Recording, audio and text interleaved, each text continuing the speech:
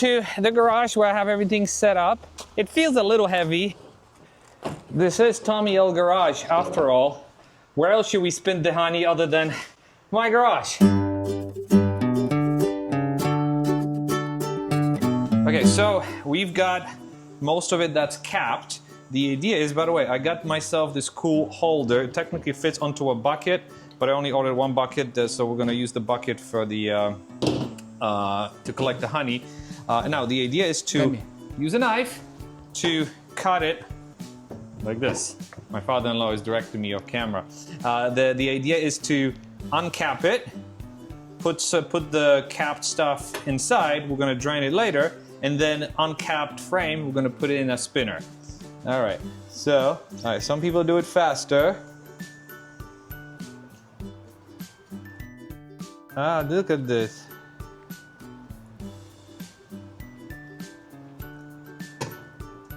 Oh.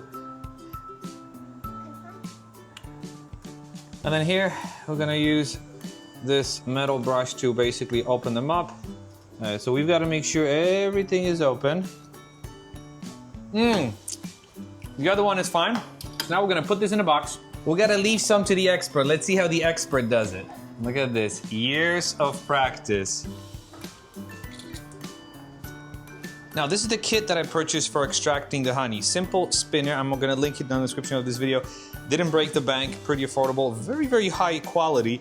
And the way it works is you put a frame or two in there. We're gonna put 2 frames.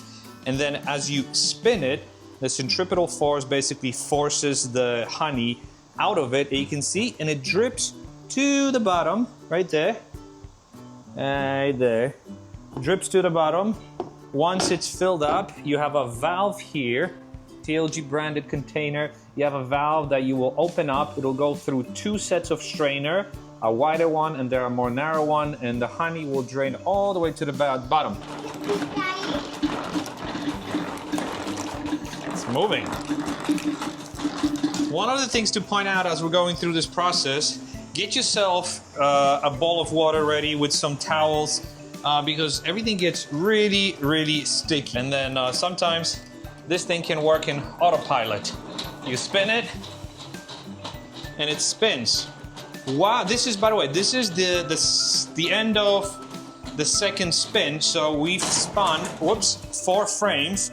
Just for reference, I want to show you how much honey we've collected. It didn't seem like there was a lot of honey on the frames, but check this out. This is the honey that you can see at the bottom. So it's filling up. Okay, we finished spinning the 10 frames. We let it sit for about 45 minutes, but now we should get ready to start draining this beautiful honey. I've got my 2 best helpers. Oh, look at this. It is draining. And inside, we've got this much honey that is slowly draining. Oh, there's a bee. Sometimes you get little bees in there. Sorry, this one's already not gonna survive. But we've got some already collecting at the bottom of this bucket that is washed. By the way, excellent bucket.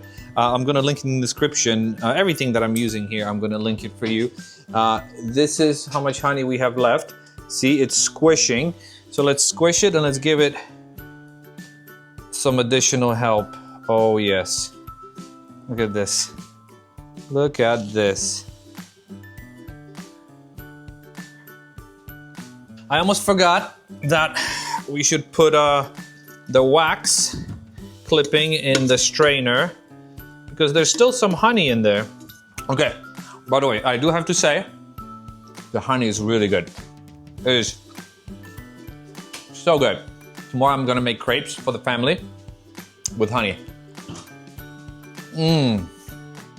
So good. I wish you could taste it. Now, there are different types of honeys depending on the flowers and trees that are around. The honey that my father collects in Europe is a little different.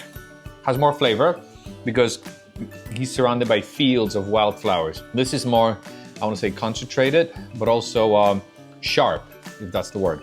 Sort of a deeper and sharper. pretty good. Okay, so I've got my bucket filled with 1 gallon of my own honey. And I've got a drip bucket here just in case something drips. Let's open it up and start filling these tiny family jars. I call them family jars. Ready? See, look at this.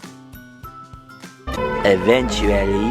While this is draining, check this out. 1, 2, 3, bam! So, check this out. This is our honey. This is my very first bottle of honey that I've harvested with my father-in-law, who's giggling here behind the camera. He's the one who got me started on this hobby, and he's the one who is responsible for financing a good part of it, but also mentoring me. So thank you. Ah, a bee just flew inside. He got sucked into the container. That's okay, she'll stay on top. 20 minutes later. Well, ladies and gentlemen, and this is it. This is our harvest. 1, 2, 3, 4, 5, 6, 7, 8, 9, 10, 11, 12, 13, 14 and a half, or 13 and a half, 12-ounce jars, which all add up to 1.2 gallons or 4.7 liters. Pretty good considering where we got started, how rough the year was, and again, this is our first year of doing this. A lot of learnings, a lot of mistakes. Now, is it worth the multi-$1,000 investment? You be the judge. But now that we've made all these investments up front, subsequent years will technically be just labor and some onesie-twosies here and there. And if I were to produce this honey in the future or sell it, you could potentially make some money. But anyways, now we're gonna go and enjoy. But anyways, now we're gonna go ahead and enjoy this delicious honey tomorrow for breakfast for the first time. And I want to thank you very much for watching. I know this is a kind of a spin-off in my channel. It's not car related, although it's sitting on a car, but I really enjoy it. And this channel is more than just cars. It's about my hobbies, and I do it in my garage, so it is still Tommy L Garage. Curious to hear what you have to say about this. Leave your comments and questions down below. As always, I'll address every single one of them. Thank you very much for watching. I'll be seeing you in the next video. Bye-bye.